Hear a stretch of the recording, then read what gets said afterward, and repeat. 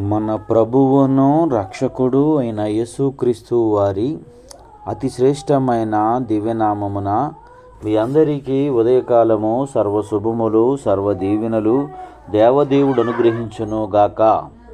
Amen. దేవుని బిడ్డలారా, ఈరోజు 22వ తారీఖు జూలై నెల 2024వ సంవత్సరము.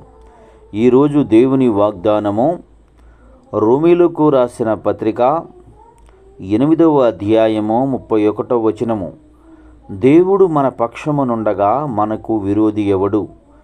దేవుడు తన పరిశుద్ధ లేఖన భాగము ఈ మాటలు వినుచున్న మీ ఎల్లరి జీవితములో నెరవేర్చునుగాక. ఆమెన్.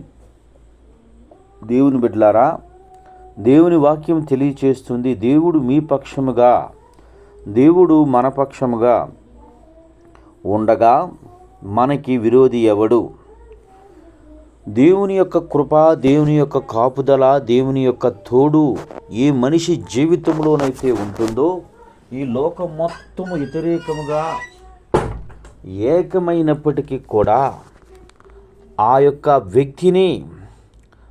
యొక్క వ్యక్తి తాలూకు కలిగి ఉన్న దానిని ఎవ్వరూ ఏమీ చేయలేరు.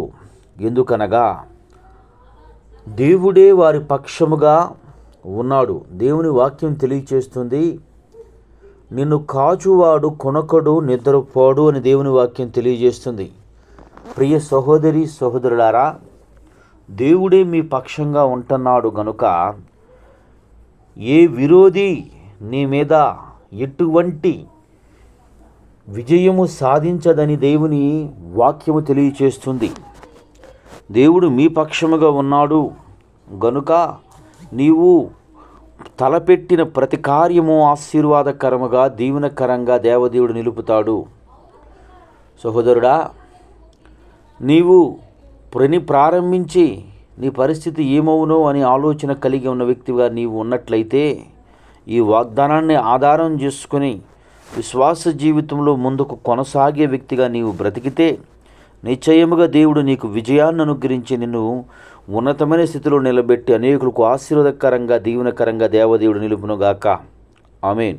తండ్రి, నీకు వందనాలు, స్తోత్రములయ్యా. నేటి ఉదయకాలం ముందు నీ బిడ్డలైన వారు ఎందరు ఈ మాటలు వినుచున్నారు, వారందరి జీవితములలో దేవా ఆశీర్వాదము, దీవెన అనుగ్రహించి నీవు వారి పక్షంగా ఉన్నావని ధైర్యాన్ని ఇచ్చి బలపరిచి కృప చూపమని యేసయ్య నామం పెరటి ప్రార్థన చేయుచున్నాను మా పరమ తండ్రి. ఆమెన్. తండ్రి అయిన దేవుని ప్రేమయు, కుమారుడిని యేసుక్రీస్తు వారి కృపయు, పరిశుద్ధాత్మ తండ్రి అన్యోన్య సహవాసం ఇప్పుడును ఎల్లప్పుడూ సన్నిధి సదాకాలం తోడయండి, అంబడించి నడిపించునుగాక. ఆమెన్. God bless you. దేవదేవుడు మిమ్ము దీవించి ఆశీర్వదించునుగాక. ఆమెన్.